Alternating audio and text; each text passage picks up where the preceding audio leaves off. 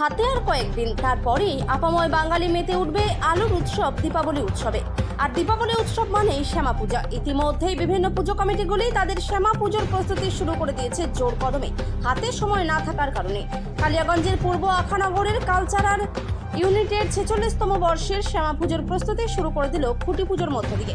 শুক্রবার সকালে ঢাকির বাদ্যি ও পুরোহিতের বৈদিক মন্ত্র উচ্চারণের মধ্য দিয়ে পুজো কমিটির প্রবীণ ও নবীন সদস্যদের উপস্থিতিতে খুঁটি পুজো সম্পন্ন হয় কালচারাল ইউনিটের। পুজো কমিটির অন্যতম সদস্য কৃষ্ণ কর্মকার জানান, প্রতি বছর তাদের পুজোর নতুনত্বের চমক দিয়ে থাকে। এবছরও কোনো খামতি থাকবে না। এবারও তাদের পুজো মণ্ডপে আকর্ষণের কেন্দ্রবিন্দু থাকবে, দর্শনার্থীদের মধ্যে কেউ বিমুখ হয়ে যাবে না। আজ থেকে তাদের 46তম বর্ষের শ্যামা পুজোর প্রস্তুতি শুরু হয়ে গেল।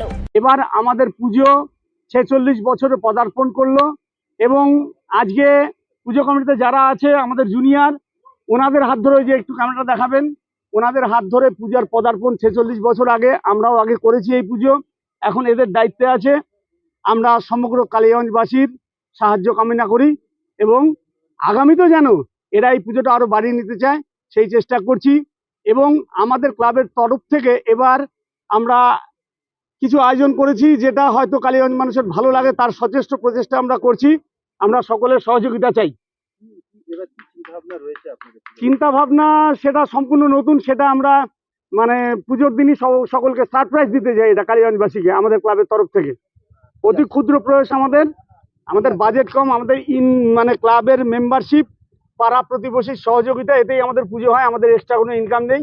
সেভাবে আমরা চেষ্টা করছি যেন সকলের ভালো লাগে এমন কিছু উপস্থাপন করার।